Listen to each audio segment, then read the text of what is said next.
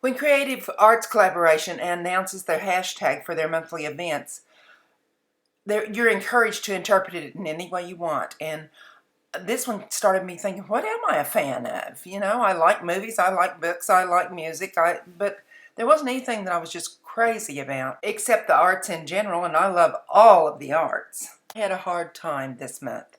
Some family members were ill, a lot of things went wrong, and I needed a renewal of spirit. And while I'm not a photographer, I really stretched the way I interpreted this theme. I took pictures for my response and realized I am a fan of something. This is where I go when I need a renewal of spirit. When your emotions turn your art into garbage, sometimes you just need someplace like Philbrook. Hello, I'm Linda Ann at Studio ABC, and today I'm going to take you through Philbrook Museum of Art, but I'm not taking you through the museum exactly because we're going to go to the grounds. As a child, this place was probably responsible for my beginnings of love of art. I loved going here. Grew up in this area, so it was always accessible. Not sure what they're doing with this tent out here, but I'm sure there'll be some kind of activity because there's always something at Philbrook. Just didn't happen to be a particular art show that we were interested in today, but I'm always interested in the grounds. If this architecture reminds you of Italy, it's not surprising because the architect who was hired by Wady Phillips back in the 20s to design this building was told to design a Renaissance, Italian Renaissance. Back in the 1920s, during the stages of flappers and rumble seats and prohibition and women getting to vote,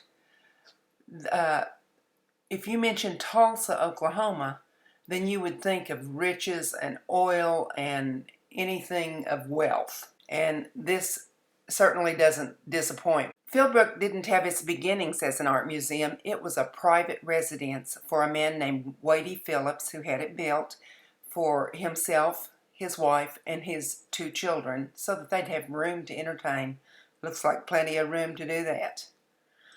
But he surprised Tulsa by announcing that he was going to donate this home. I believe that was in the 1930s, about 1938. He was going to donate this home and grounds, 23 acres, so that Tulsa would have an art museum. When I was growing up, I had an aunt who lived very close to this area, and we would come here often. She loved the arts, and so we would come here often and visit, and these grounds were my favorite. I especially liked that little tower back there. And the fountains were always fun. I even liked the tile, the cobblestones on the pathways.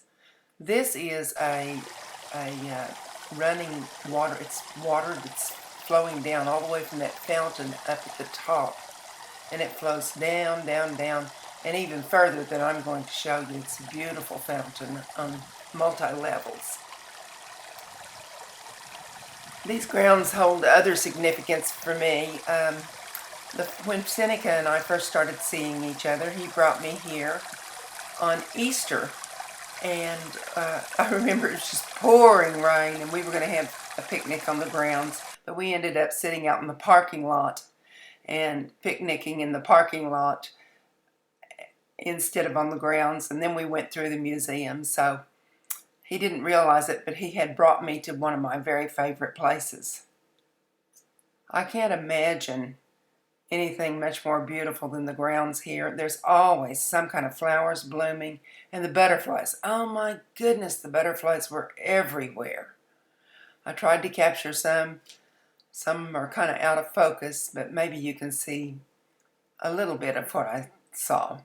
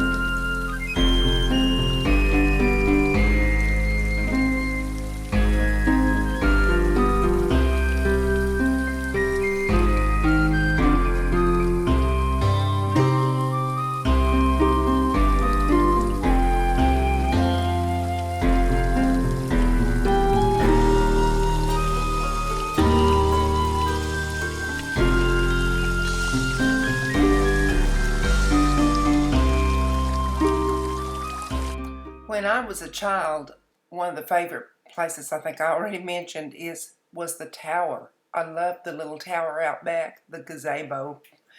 And I always wanted to go in there, but when I was a kid, it was always full of red wasp. I didn't see that today. The tower looks different from different angles. No matter where you are on the grounds, it gives a different view. And it's a Kodak moment. I don't care where you point your camera outside here. It's just beautiful. All kinds of contrasts of vegetation, and again, the butterflies were everywhere. In general, Tulsa's a pretty city, but this is an especially pretty area of Tulsa. They have, right down the road, there is Woodward Park, where the Tulsa Rose Garden is. And maybe 3 or 4 miles from here is downtown Tulsa, and there's all kinds of architecture there. People come literally from all over the world to see the architecture in downtown Tulsa because it was built by oil men, and we even have a Frank Lloyd Wright building. Philbrook has another location now near downtown Tulsa in the Brady District, which is the Arts District of Tulsa. But for me, this is always going to be Philbrook. When you say the name Philbrook, I'm going to think of the place where I fell in love with the grounds and the arts when I was a child. And I love it today as much as I did back then. There's some sculptures in this garden, and one of them happens to be by Allen Hauser.